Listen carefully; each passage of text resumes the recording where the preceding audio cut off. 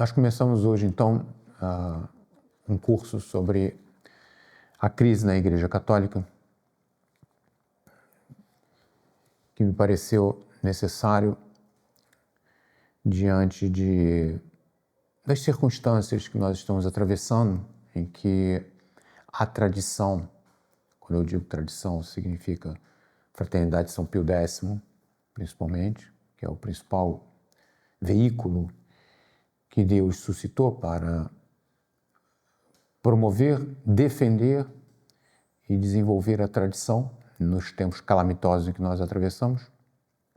Também a permanência, a nossa pequena permanência do Gustavo Corsão, o Centro Dom Bosco, que sofreu vários ataques recentemente. Tudo isso nos inclinou a produzir um curso para esclarecer as pessoas sobre as calúnias e difamações que periodicamente são apresentadas para o público em geral. Um pouco como sempre aconteceu na época dos mártires, quando havia as perseguições. Também não era todo dia que os cristãos eram levados ao martírio. Havia épocas de maior perseguição, de prisões, de morte, e havia épocas em que as coisas aconteciam de um modo um pouco mais leve, dependendo do imperador, dependendo do prefeito da cidade, dependendo do ânimo que eles tinham, né? Mas quando acontecia algum evento, alguma coisa que mexia com, digamos assim, as instituições, então iniciava-se um período mais forte de perseguições e de mortes. Na crise da Igreja, desde o Concílio Vaticano II até hoje, acontece uma coisa semelhante. Ora, nós temos um pouco mais de liberdade, ora, nós temos um pouco mais de perseguição, somos expostos à opinião pública. Muitas vezes, alguns gostam de responder na lata ao que é dito, às acusações. Muitas vezes nós preferimos ficar em silêncio. Tudo isso traz para nós uma necessidade de um posicionamento. E o nosso posicionamento não é um posicionamento polêmico, não é um posicionamento de responder a essas acusações, que são variadas, que são brutas, que são muitas vezes indignas, né? E achamos que um curso sobre os acontecimentos da vida da Igreja seria mais adequado. A primeira coisa que nós podemos nos perguntarmos: por que, nesse momento, essa opinião pública, esses influenciadores de internet resolveram nos atacar? Estariam eles com medo? Afinal de contas, as pessoas têm demonstrado uma insatisfação muito grande com o baixo nível espiritual do que nas paróquias é oferecido. As pessoas, de certa forma, não suportam mais o progressismo, não suportam mais o violão, a bateria, não suportam mais ficar batendo palma dentro da igreja. Aí vocês vão dizer: como assim? Mas as igrejas carismáticas estão lotadas. Sim, é porque, na verdade, eles já não são mais católicos, eles já perderam a noção do que é o catolicismo. Então, eles já não podem mais saber o que eles pretendem, o que eles gostariam, mas muitas almas sabem o que é o catolicismo, e muitos jovens pesquisam sobre a vida católica e se interessam. Encontram ali, de repente, um ambiente espiritual, uma missa em que eles percebem que tem uma coisa nova. E é muito grande a quantidade de gente que diz assim: por que nos esconderam isso? Nos últimos anos, principalmente com o pontificado do Papa Francisco, o movimento de volta de conversão das almas à tradição aumentou muito. Será por causa do liberalismo supremo, digamos assim, do Papa Francisco? Será por causa dessa nova igreja sinodal? Talvez. Não importa muito a razão. O fato é que eles estão com medo. Parecem estar assustados com a evasão de almas que constantemente, em todas as partes do mundo, procuram a missa de sempre, procuram a Fraternidade de São Pio X, nossa capela Nossa Senhora da Conceição, nosso mosteiro, porque encontram ali respostas às exigências espirituais que Deus vai mostrando a eles pela graça. Tudo isso é um movimento da graça. Não somos nós, não é propaganda, é Deus que vai suscitando, que vai induzindo, conduzindo as almas e elas encontram oásis de vida espiritual nesses priorados, nessas capelas. Nossa primeira aula, então, deve levantar essa questão, uma primeira aula que tem como título uma indagação. Existe uma crise? Será ilusão nossa? Somos nós, os doentes, que achamos que tudo é crise? Ou existe realmente uma crise? Muitos levantaram essa questão. Nós colocamos como título da primeira aula justamente porque foram muitos aqueles que iniciaram o seu contato com as almas se perguntando: então, existe uma crise ou não existe uma crise? Nós constatamos a crise, mas vocês aí fora, vocês constatam essa crise? O primeiro exemplo que nós temos é Monsieur Lefebvre, nesse livrinho, Carta Aberta aos Católicos Perplexos. Nesse livro, Monsieur Lefebvre começa se perguntando: existe uma crise ou não existe uma crise? E ele vai fazer, então, uma análise de diversos pontos daquilo que ele enxerga, daquilo que ele constata como sendo uma crise. Não é pouca coisa, né? E são muitos esses pontos. Daqui a pouco nós vamos voltar a isso. Um outro livro que vai estudar também passo a passo diversos elementos da crise, nós vamos citá-lo daqui a pouco, é o Iota Uno, do professor Romano Amerio, um italiano, filósofo italiano, né, que faz uma obra monumental, né, para justamente falar sobre a crise, constatar a crise e analisar detalhadamente os diversos aspectos dessa crise. Como que o Concílio Vaticano II introduziu-se na vida dos homens em todos os aspectos dela, não apenas religiosos, mesmo naturais, a família, a relação política, a guerra e tantas outras coisas. Nós voltaremos daqui a pouco justamente para obter resposta a essa pergunta: existe uma crise ou não? Um terceiro exemplo é Gustavo Corsão, prata da casa, da permanência, né?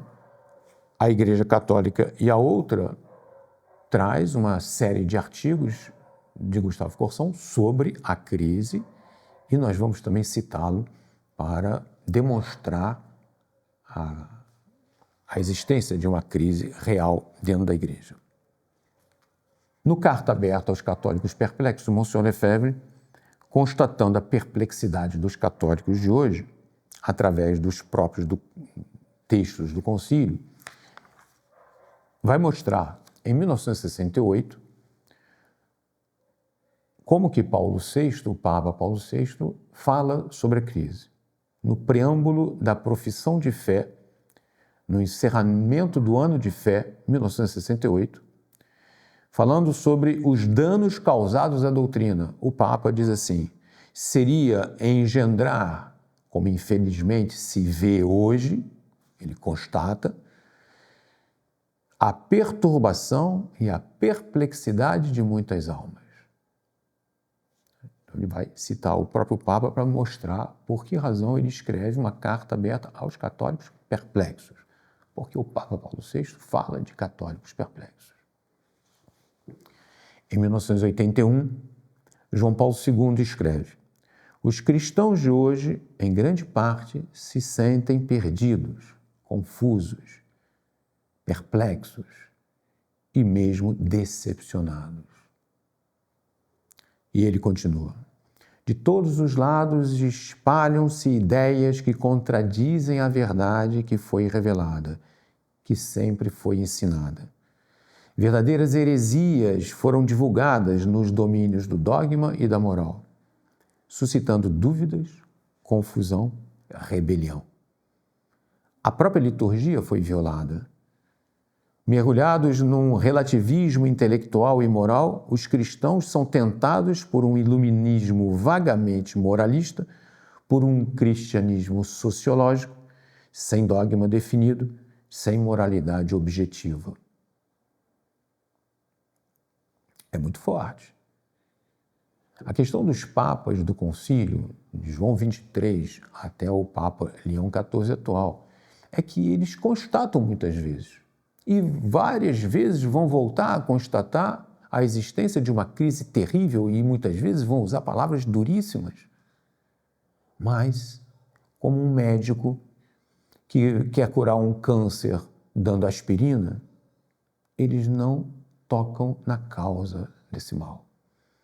Eles inventam soluções mirabolantes e nunca nenhum deles aceitou pôr em questão o Concílio Vaticano II. Dom Marcelo Lefebvre pergunta se é, por acaso, a diminuição da fé a causa dessa crise. E ele responde: não são essas as verdadeiras razões, porque elas sempre existiram, diz ele, de um modo ou de outro. A queda rápida da prática religiosa provém antes de um espírito novo. Eu interrompo um pouco a citação de Dom Lefebvre, porque o cerne, a linha mestre do nosso curso vai ser justamente a questão de um espírito novo. Nós vamos tentar mostrar, e no final dessa primeira aula eu vou dar a lista das aulas, como que um novo espírito tomou conta da igreja e confundiu a cabeça dos católicos. Voltamos à citação. Provém antes de um espírito novo, que se introduziu na igreja e que lançou a suspeita sobre um passado inteiro de vida eclesiástica, de ensino, de princípios de vida. Tudo isso se fundava sobre a fé imutável da igreja, transmitida pelos catecismos que eram reconhecidos por todos os episcopados. A fé se estabelecia sobre certezas. Abalando-as, semeou-se a perplexidade. Ou seja, Monsenhor Lefebvre está dizendo que as novidades que foram introduzidas pelo novo concílio tocaram em pontos essenciais da fé. Então, nós vamos ler agora a surpreendente afirmação da Comissão Mista Católico-Luterana, órgão oficial reconhecido pelo Vaticano.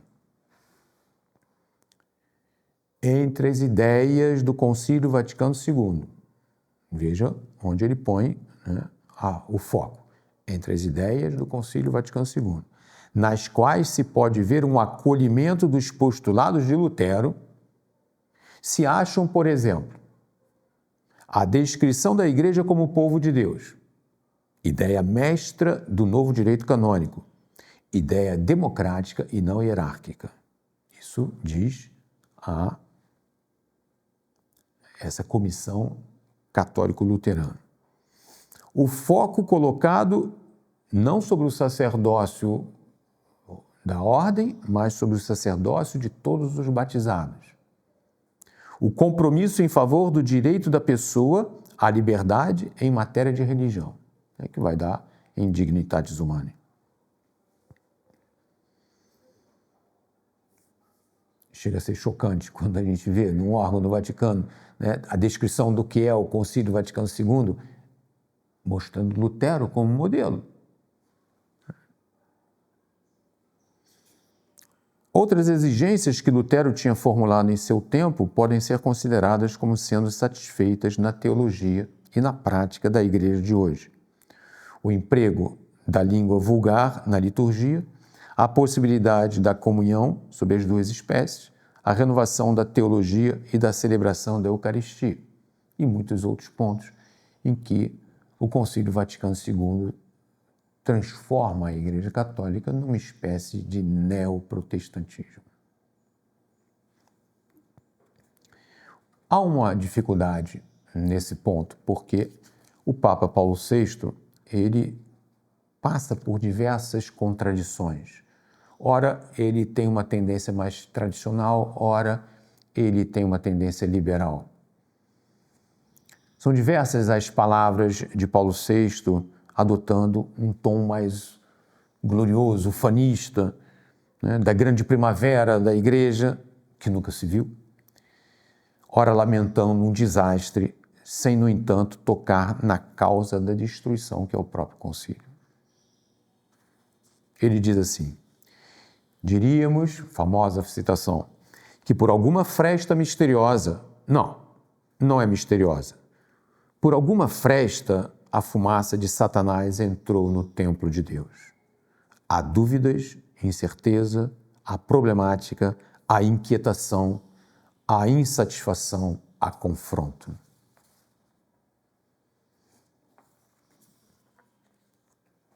Também na Igreja reina este estado de incerteza. Acreditava-se que depois do concílio viria um dia de sol para a história da Igreja. Chegou, em vez disso, um dia de nuvens, de tempestades, de trevas. Não se confia mais na Igreja, continuou o Papa. Confia-se no primeiro profeta profano que vem nos falar em algum jornal para correr atrás dele e lhe perguntar se tem a fórmula para a vida verdadeira. Entrou, repito, a dúvida em nossa consciência e entrou por janelas que deviam estar abertas à luz e à ciência. É difícil nós ouvirmos o Papa Paulo VI, autor de tantas revoluções e de tanta quebradeira dentro da Igreja, dizer uma coisa dessa. Não é a primeira vez que nós assinalamos esse tipo de contradição. No prefácio do livro A Missa Tridentina, eu cito como que Louis Bouyer foi ver Paulo VI para dizer que estava se retirando da comissão de elaboração da Missa Nova, porque o Monsenhor Bugnini exigia da comissão coisas que a comissão não entendia que fossem para serem restauradas. E o Papa Paulo VI percebe que Bugnini está enganando a ele, Papa, e aos membros da comissão, e demite Bugnini. Mas a Missa Nova já estava pronta. E ele assina a Missa Nova, mesmo sabendo que havia ali contradições e erros que ele não podia aceitar.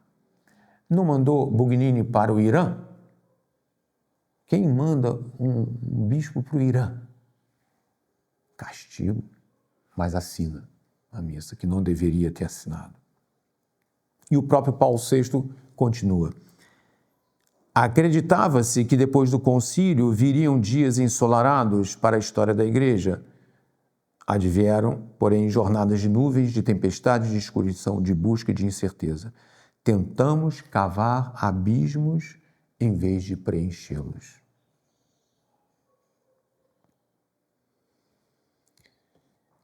É famoso o discurso de Paulo VI no encerramento do concílio, mas apesar de ser um texto já batido e chocante, a cada vez que a gente lê é chocante demais, me pareceu importante trazer para a memória de todos. Diz ele: o humanismo laico e profano apareceu, finalmente, em toda a sua terrível estatura e, por assim dizer, desafiou o concílio para a luta. A religião, que é o culto de Deus, que quis ser homem, e a religião, porque o é, que é o culto do homem que quer ser Deus, encontraram-se. O que aconteceu? Combate, lutas, anátemas. Tudo isso poderia ter se dado, mas de fato não se deu. Aquela antiga história do bom samaritano foi exemplo e norma segundo os quais se orientou o nosso concílio. Com efeito, um imenso amor para com os homens penetrou totalmente o concílio. A descoberta e a consideração renovada das necessidades humanas, que são tanto mais molestas quanto mais se levanta o filho desta terra, absorveram toda a atenção deste concílio. Vós, humanistas do nosso tempo, que negais as verdades transcendentes, dai ao concílio ao menos este louvor e reconhecei este nosso humanismo novo. Também nós, e nós, mais do que ninguém, somos cultores do homem. Também nós somos cultores do homem. Como encarar uma frase como essa vindo do Papa? Se viesse do chefe da maçonaria, nós entenderíamos, mas do Papa? Eu não sou cultor do homem, eu sou cultor de Deus. E se o concílio encontrou-se com a religião do homem e tornou-se cultor do homem, tem alguma coisa de muito errada nisso. Chegamos então a Romano Amério, Iota Uno, o famoso livro Iota Uno que eu já mostrei para vocês. Ele vai mostrar a existência de uma crise nos seus detalhes. O pensador italiano começa a demonstrar a existência da crise com uma advertência. Tendo de demonstrar as mudanças na Igreja, não baseamos nossa argumentação em partes aleatórias do material quase infinito que está à disposição, mas em documentos que muito certamente ilustram a mente da Igreja. A evidência que produziremos consiste em textos conciliares, atos da Santa Sé, alocuções papais, declarações de cardeais e bispos, pronunciamentos de conferências episcopais e artigos no Observatório Romano, que é o órgão de imprensa do Vaticano. Encontram-se em nosso livro manifestações oficiais e oficiosas do pensamento da Igreja hierárquica nos tempos atuais. É verdade que citamos também, mas sempre de forma secundária, livros, discursos e atos fora desse círculo, mas apenas como prova do prolongamento e expansão das posições já expressas ou contidas, de maneira virtual mais necessariamente, na primeira categoria de evidência. O assunto da nossa investigação é parcial, qual não seria? Mas a nossa visão não é parcial. É assim que ele começa. A nossa visão não é parcial. Nós sabemos do que estamos falando, nós provamos o que estamos falando. Ele vai então elencar aqueles que negam a existência da crise da seguinte forma. Primeiro, negação da crise com o argumento da dualidade, da oposição entre a Igreja e o mundo. Ele vai dizer aqueles que dizem que sempre houve oposição entre a Igreja e o mundo. Então, o que nós estamos assistindo nada mais é do que uma manifestação dessa oposição. A negação da crise com o argumento de que a religião católica é um cristianismo secundário. Se apoiam principalmente na persistência, outrora e agora, das guerras, da escravidão, da opressão dos pobres, da fome e da ignorância, tendo todas essas coisas como incompatíveis com a religião, da qual provariam antes a ineficácia. Em terceiro lugar, a negação da crise por causa da inadaptação da Igreja ao mundo. Muito comum é a opinião segundo a qual a crise da Igreja é crise de inadaptação ao progresso da civilização moderna, ou seja, a Igreja que não estaria adaptada ao mundo moderno, consistindo sua superação numa abertura, ou, segundo o lema de João 23, no adornamento, que é a mesma coisa, né? Abrir. Adornamento do espírito da religião para fazê-lo convergir com o espírito do século. Vejam o que eu disse no início, que nosso curso tem como foco mostrar a mudança de espírito. E é o que ele está dizendo aqui. Continua ele: convém, a propósito, observar que a penetração da igreja no mundo é congênita à igreja, que é fermento do mundo, e vê-se historicamente que tratou de ocupar toda a ordem da vida temporal. Não prescreveu mesmo até o calendário e os alimentos. A ocupação chegou a tal ponto que se levanta contra ela a acusação de haver usurpado o temporal e se exige sua purgação e separação. Historicamente foi o que aconteceu. Separação da igreja do Estado. Como é que vocês vêm agora dizer que existe uma inadaptação da igreja ao temporal? Não, nunca houve. A igreja sempre foi fermento do mundo e sempre esteve adiante para mostrar também à sociedade que ela deve cultuar a Deus e não ao homem. Na realidade, a acomodação da igreja no mundo é uma lei da religião, continua Romano Américo, que proclama um Deus feito homem por condescendência e uma lei da história que mostra uma constante influência, umas vezes progressiva, outras vezes regressiva, da igreja nas coisas do mundo. Mas se a acomodação que é essencial à igreja não consiste em conformar-se ao mundo, nolite conformare uic seculo, senão em conformar a própria contraposição ao mundo segundo as diversas circunstâncias históricas e em modificar e não suprimir aquela contradição essencial. Esse é o papel da igreja. É ir até o mundo para modificar o mundo, para conduzir os homens no caminho da salvação. Então, não adianta negar a crise dizendo que a igreja não está adaptada a usar e a influenciar o temporal. A negação da crise por considerar que se trata apenas de um período de tempo. Rebatem as citações dos próprios papas falando da crise, com outras citações dos mesmos papas falando do crescimento da igreja. Isso é verdade. De fato, Paulo VI, ora falava da primavera na igreja, ora mostrava o terror que é atualmente a vida da igreja com o Vaticano II. Negação da crise por considerá-la como dores de crescimento. As contradições provocadas pela crise não como gemidos de agonia, mas como gemidos de parto, ou seja, tudo natural, faz parte. Não se preocupem, daqui a pouco nasce o bebê. Nós estamos há 60 anos esperando esse parto. Romano Américo conclui o capítulo mostrando que Paulo VI afirma a existência da crise com termos fortes que não deixa sombra de dúvidas. Diz ele: o ser de cada entidade coincide com sua unidade interna. E ele vai falar sobre a unidade da igreja. O ser de cada entidade coincide com sua unidade interna.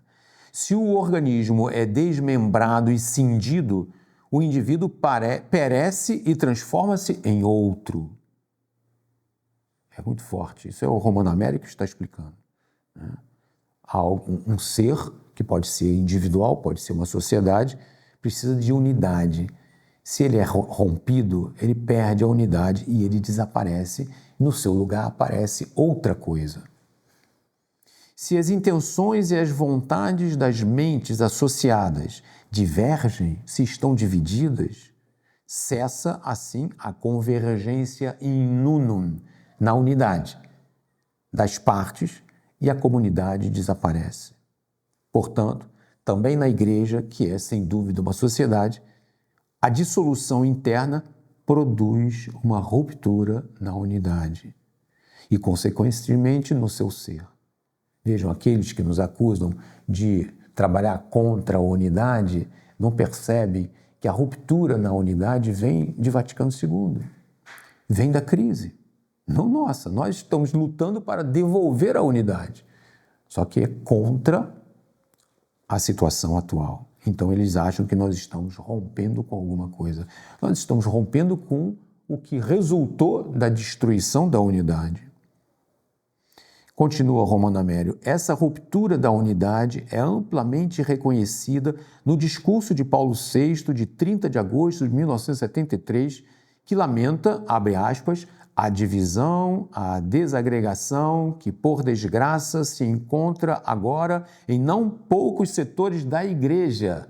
Ele reconhece que é na Igreja que existe a desagregação, ou seja, ruptura da unidade. E proclama imediatamente que a recomposição da unidade espiritual e real do interior da Igreja é hoje um dos mais graves e urgentes problemas da Igreja. Nós estamos a menos de 10 anos do fim do concílio, 1973, e o Papa diz que está tudo quebrado. Por que ele não pôs o dedo na chaga? Por que ele não viu que era o concílio a causa disso tudo? Que adianta ele fazer um diagnóstico e dar aspirina para o câncer? No discurso do dia 23 de novembro do mesmo ano, 1973, o Papa toca também na etiologia da enorme desorientação e confessa o próprio erro, admitindo que, abre aspas, a abertura ao mundo foi uma verdadeira invasão do pensamento mundano na Igreja.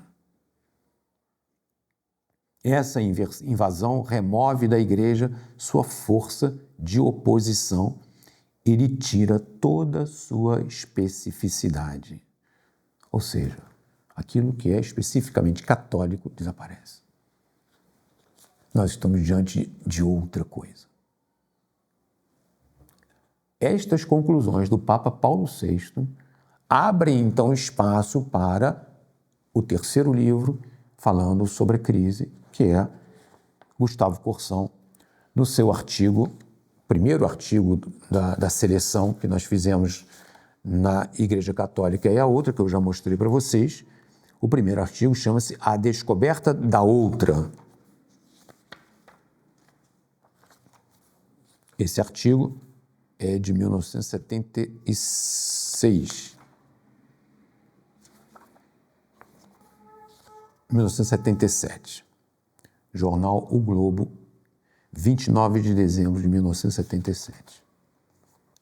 Minha sofrida e firme convicção, diz o Corsão, tantas vezes sustentada aqui, ali e acolá, é que existe entre a religião católica professada em todo o mundo católico até poucos anos atrás e a religião ostensivamente apresentada como nova, progressista, evoluída, uma diferença de espécie ou diferença por alteridade. Alter, em latim, significa outro, né? Diferença por alteridade, ou seja, algo diferente mesmo.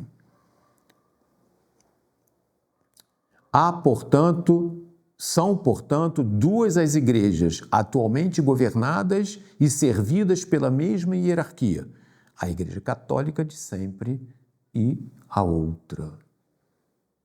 E note bem, leitor, quando acaso der a essa outra o nome de igreja pós-conciliar, não quero de modo algum insinuar a infeliz ideia de que, após o concílio, a Igreja de Cristo se teria transformado a ponto de tornar-se irreconhecível, devendo os fiéis de bem formada doutrina católica acreditar nessa nova forma visível da Igreja, por pura disciplina, por obediência, como eles dizem. Ainda que a maioria das pregações e dos novos ensinamentos sejam ostensivamente diversos e às vezes opostos à doutrina católica. Não.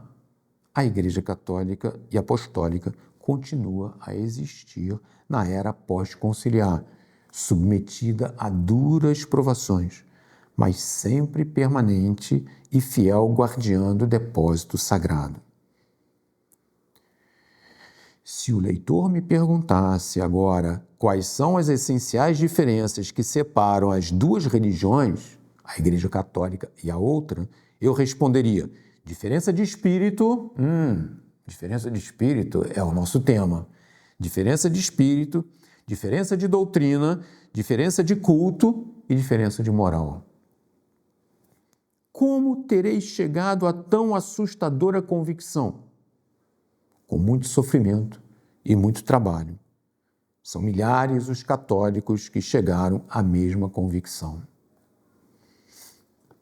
Começamos por confrontar os novos textos, as novas alocuções, as novas publicações pastorais com a doutrina ensinada até anteontem. A começar pelos textos emanados dos mais altos escalões, citemos alguns daqueles que mais dolorosamente, mais irresistivelmente nos levaram à conclusão de que se inspiram em outro espírito e se firmam em outra doutrina.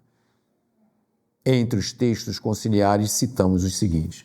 Vejam que a mesma iniciativa do Romano Amério, dois pensadores leigos, um na Itália, outro no Brasil, não se conhecem, um nunca leu o livro do outro e escrevem relativamente na mesma época as mesmas coisas, firmando-as a constatação da crise sobre textos oficiais dos papas, dos bispos, das congregações romanas. Então ele cita alguns desses textos mais dolorosos, mais revolucionários. Constituição pastoral sobre a Igreja e o mundo atual, Gaudium Spes. Decreto sobre o ecumenismo, Unitatis de Redintegratio. Declaração sobre a liberdade religiosa, Dignitatis Humanae. E o discurso de encerramento do Concílio de 7 de dezembro de 65, que eu já citei.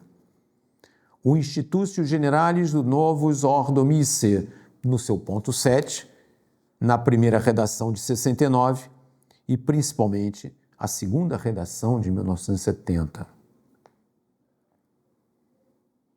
Todos esses autores, aqui encerra o Corsão, todos esses autores assinalam em seus livros os dados estatísticos da decadência católica operada pelo concílio. Aí nós chegamos na parte das estatísticas. Muitas pessoas me pediram para falar sobre isso. E eu vou falar, mas de um modo um pouco diferente do que fala Iota Uno, do que fala Carta Aberta aos Católicos Perplexos. Na propalada primavera da Igreja que o Concílio Vaticano II devia promover, os seminários se esvaziaram.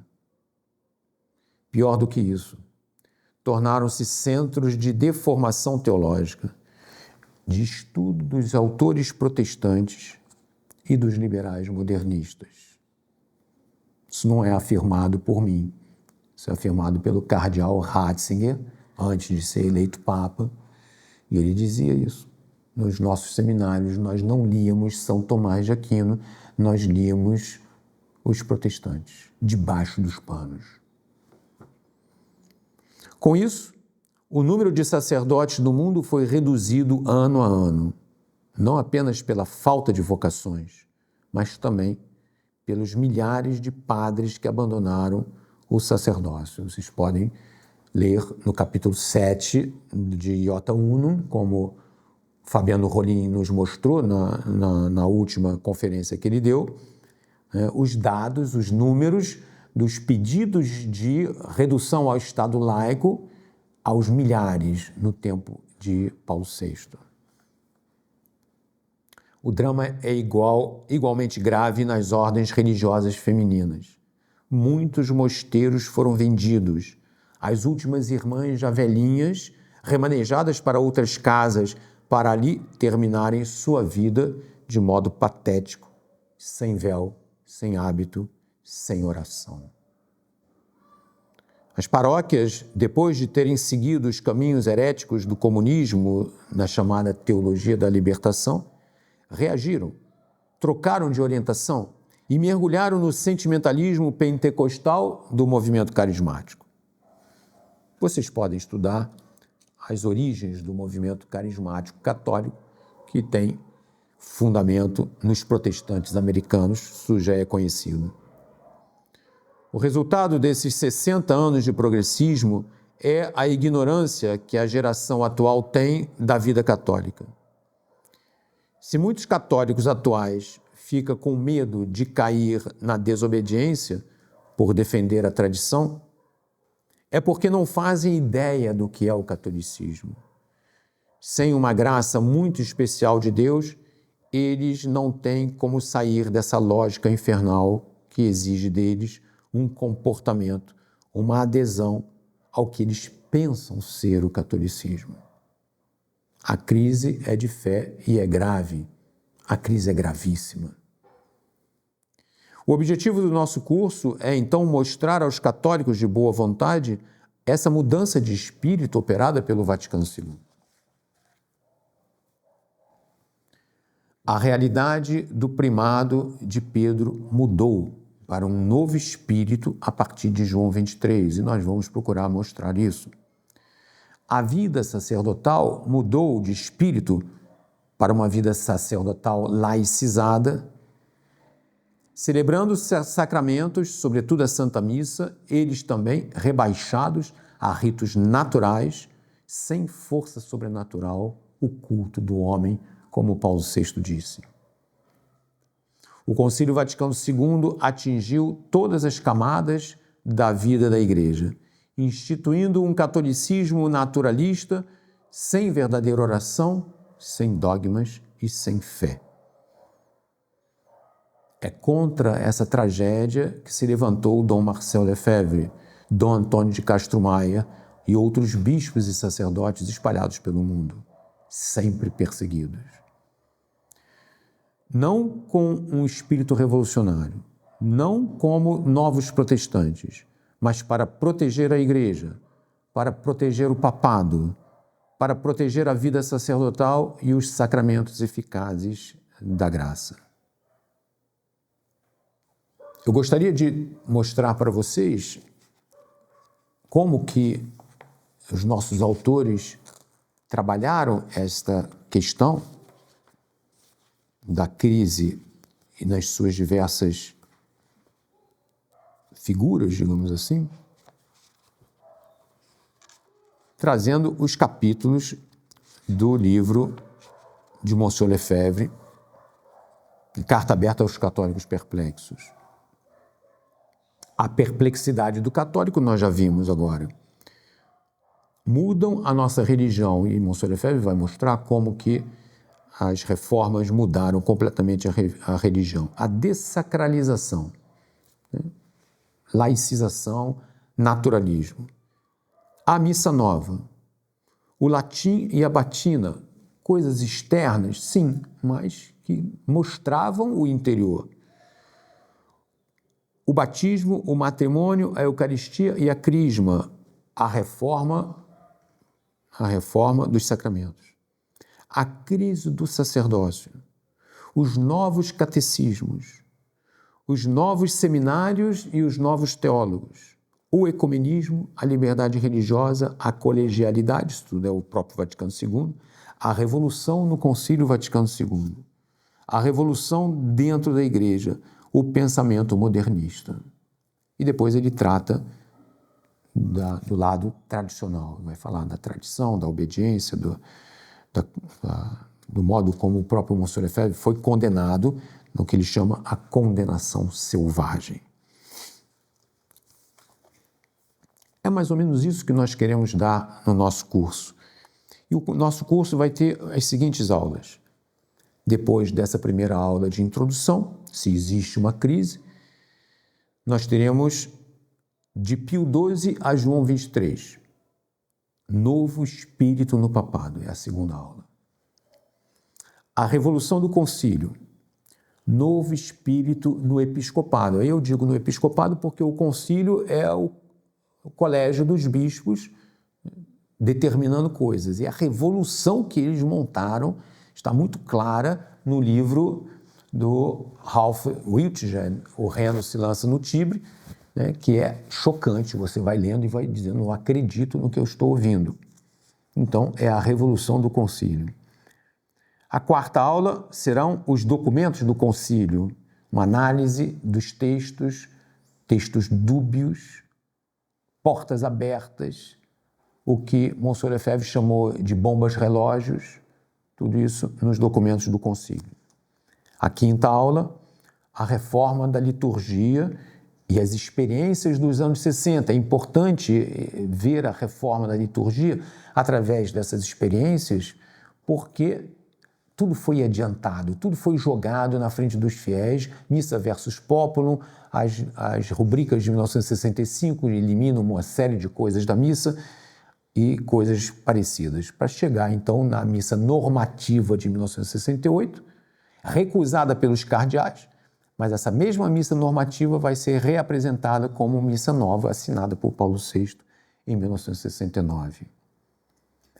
A sexta aula, a missa nova, a comparação entre as duas missas, a bula Quoprimum de um lado e a Introductio Generalis do outro, o sacrifício incruento de um lado, banquete memorial da ceia do outro, e uma missa voltada, por ser um sacrifício, para Deus, e uma missa voltada para o culto do homem, como Paulo VI disse. A sétima aula será esse novo espírito nas paróquias, como que isso chegou nos vasos capilares da vida católica nas paróquias, através de um organismo que eles inventaram para esse fim, chamado Cursilhos de Cristandade. Vamos falar sobre isso, mostrar como que aquela gente boa, aqueles fiéis dos anos 50, dos anos 60, foram contaminados por um novo espírito e viraram protestantes. A teologia da libertação, que vai explodir no final dos anos 70, e depois substituída pela renovação carismática, com seus abusos litúrgicos, seu sentimentalismo e todo o resto. A oitava aula será sobre o encontro de Assis, o espírito de Assis. João Paulo II vai falar, não, nós estamos aqui lançando um novo espírito, o espírito do ecumenismo, o espírito de Assis. Ou seja, eles mesmos comprovam a existência da crise. A nona aula é a retrospectiva. Aqui a gente faz uma espécie de intermezzo, né? E olhamos para trás, para o século XX, e vamos buscar na Pascende de São Pio X, nas aparições de Fátima, no governo de Pio XI e de Pio XII, os fundamentos, as causas, o que possa ter acontecido que levou a Igreja a virar de cabeça para baixo nesse Concílio Vaticano II. A 10ª aula vem, então, como que uma solução para a crise, Dom Marcel Lefebvre e a Fraternidade São Pio X. Algo que é realmente extraordinário, uma graça de Deus muito grande que nos traz a realidade daquilo que a Igreja sempre foi. No meio dessas trevas que Paulo VI falava, vem Monsieur Lefebvre com sua ponderação, com sua santidade, né, com sua experiência de bispo, de missionário, de professora de seminário, de superior geral da Ordem dos Espiritanos, para nos defender contra a Revolução. E já que estamos na Fraternidade São Pio X, chegamos em 1988 com as sagrações dos 4 bispos. Isso causa a divisão, uma divisão dentro da tradição, porque alguns padres da Fraternidade não suportarão o bom combate e vão então fundar Fraternidade São Pedro, Instituto Bom Pastor. Depois, mais tarde, os padres de Campos vão nos abandonar com a administração apostólica. E ali, nessa 11ª aula, nós mostraremos que não somos nem cismáticos, nem excomungados. A 12ª aula, Bento XVI e a Summorum Pontificum, ou seja, a missa de sempre, a missa de São Pio V, que era apontada por todos eles, pelos bispos, pelos párocos, como sendo proibida, é proibida. Bento XVI vai dizer, não, essa missa nunca foi proibida. E ela pode ser celebrada por qualquer padre, independente do que o bispo pensa. Aí eles ficaram meio desnorteados. E de tanto que forçaram, conseguiram depois que ela ficasse mais ou menos letra morta e que eles pudessem proibir a missa nas suas dioceses, mas era tarde demais. Ela se espalhou e nunca mais desapareceu. 13ª aula, o Papa Francisco. A Igreja Sinodal, Pachamama, Amazônia, todas essas coisas, Amoris Laetitia, Traditiones Custodes sendo esse moto próprio que tentou voltar atrás com o Summorum Pontifice, não conseguiu. Ficou letra morta e não apenas os padres da tradição, mas mesmo as dioceses, muitas dioceses, continuaram tendo a missa de São Pio V. 14ª aula, a tradição hoje. Essa aula é sobre o fenômeno das pessoas procurando os nossos priorados, procurando nossas capelas, porque não suportam mais nem o progressismo e nem a falsidade desses institutos Ecclesia Dei que são dúbios, né? Que querem missa tradicional, mas aceitam tudo que os papas de Vaticano II ensinam com suas aberrações, suas revoluções, etc. Então as pessoas nos procuram, estão escandalizadas, estão cansadas. Quando não perdem a fé, nos procuram e recuperam a verdadeira fé. E nós terminamos então com a 15ª aula, com respostas às principais objeções. Somos desobedientes. Somos sedevacantistas práticos, seja lá o que isso possa ser. Nós somos galicanos de uma igreja paralela, ou eles é que são tudo isso. Vamos então procurar, sem espírito de polêmica, mas fortemente, responder a todas essas objeções. E assim completamos nosso curso de esclarecimento. Ou seja, não estamos aqui respondendo a ninguém, estamos ensinando, mostrando a evidência das coisas. Estamos tomando o problema da crise pelo seu alto, para responder no nível elevado, que sempre foi o nível da Fraternidade de São Pio X, de Monsieur Lefebvre, de todos aqueles que acompanham a Fraternidade de São Pio X nesse combate pela tradição. Obrigado. Aqui no nosso esquema, eu apresento a Igreja diante do concílio nesse quadrado fechado que eu chamei de depósito sagrado. A Igreja é depositária da revelação e da salvação. O mesmo Leão XIII, por exemplo, escreveu encíclicas da mais alta importância. Libertas Prestantissimo, por exemplo, que é uma aula sobre a verdadeira liberdade. Immortali Dei, que ele fala sobre toda a vida cultural do mundo.